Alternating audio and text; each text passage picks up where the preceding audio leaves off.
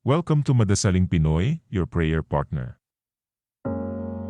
Ngayon ay Biyernes ng ika-33 linggo sa karaniwang panahon.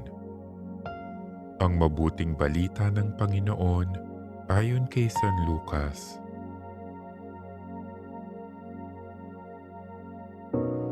Noong panahong iyon, pumasok si Jesus sa templo at kanyang ipinagtabuyan ang mga nagtitinda.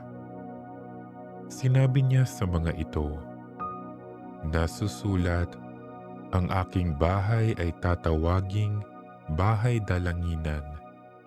Ngunit ginawa ninyong pugad ng mga magnanakaw."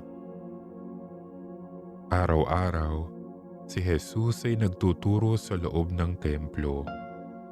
Pinagsikapan ng mga punong saserdote, ng mga eskriba, at ng mga pangunahin ng bayan na siya'y ipapatay. Subalit wala silang makitang paraan upang maisagawa ito, sapagkat taimtim na nakikinig sa kanya ang buong bayan. Ang mabuting balita ng Panginoon.